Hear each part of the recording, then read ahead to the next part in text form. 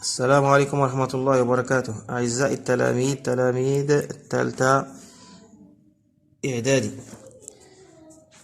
إليكم درس الجهاز العضلي le système musculaire. Introduction. Toute activité nerveuse de type volontaire ou involontaire nécessite l'intervention d'un organe effecteur. Donc l'existence d'un organe effecteur est obligatoire pour qu'il y ait des mouvements. Les muscles sont les organes actifs du mouvement puisqu'ils sont fixés aux os. Leur contraction et leur relâchement assurent le déplacement relatif des os au niveau des articulations. La contraction du muscle est sous la commande du système nerveux. En effet, les messages nerveux sont transmis des centres nerveux aux muscles par les nerfs. Première question. Quelles sont les propriétés du muscle squelettique? Quelle est la structure tissulaire du muscle squelettique? Comment peut-on préserver notre appareil musculaire?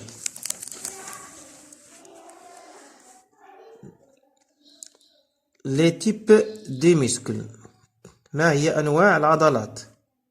Le corps humain possède 3 types de muscles. Les cellules musculaires cardiaques, les cellules musculaires squelettiques et cellules musculaires lisses. إذن هناك في جسم الإنسان عضلات القلب التي تحتوي على خلايا تسمى خلايا عضلية للقلب. هناك خلايا عضلية هيكلية وخلايا عضلية ملساء. Les muscles lisses. Les muscles lisses caractérisés par des fibres non striées avec un noyau. Leur contraction est involontaire, constitue la paroi des organes creux. Exemple, muscles de l'estomac, l'intestin, etc. إذا بالنسبة لهذه العضلات الملساء نجدها في الأمعاء، في المعي وفي المعدة، وهي عضلات تتكون من خلايا لها نواة واحدة.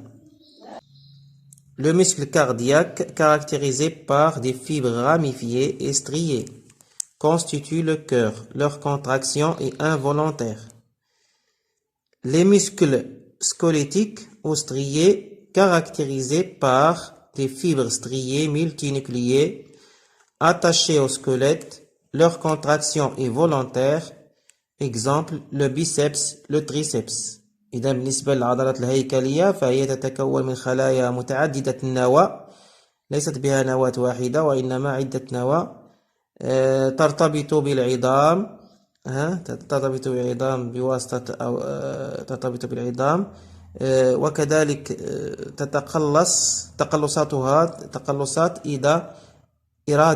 تقلصات إرادية كمثال le biceps et le triceps. Propriétés des muscles squelettiques. L'étude de ces propriétés se fait sur une grenouille dont l'encéphale et la moelle épinière ont été détruites.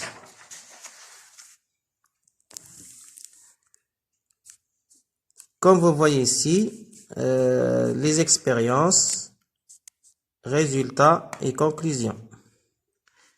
Dans cette expérience, on a fait des excitations avec un circuit électrique. L'excitation directe du muscle, on remarque qu'il se contracte. Le muscle se contracte et comme vous voyez ici, se gonfle. Le muscle se gonfle, se contracte.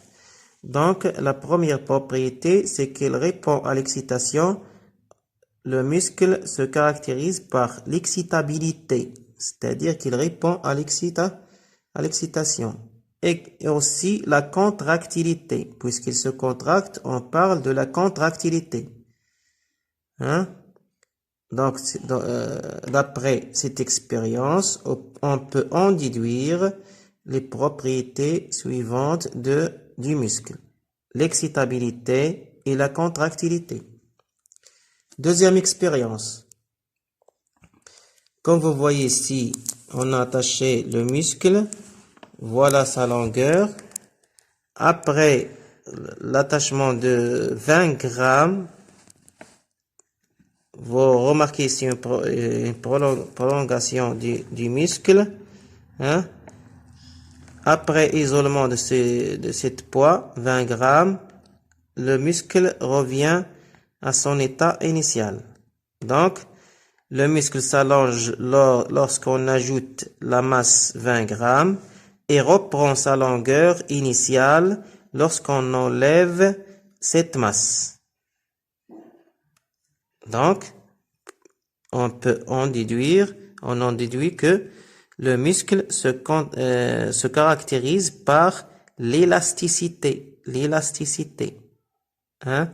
Donc, d'après cette expérience, on peut dire que le muscle caractérisé par l'élasticité. Troisième expérience. Le muscle s'allonge lorsqu'on ajoute la masse 60 grammes. Il s'allonge. Et ne reprend pas sa longueur initiale lorsqu'on enlève cette masse. Lorsqu'on enlève cette masse, hein, le muscle reste à la deuxième position. Hein, reste à la deuxième position, c'est-à-dire il ne revient pas à la première position. Donc, on dit que l'élasticité du muscle est limitée. L'élasticité du muscle est limitée. Hein? Vous pouvez suivre cette leçon dans le deuxième vidéo qui suit. Hein? يمكنكم تتمة الدرس في الفيديو القادم.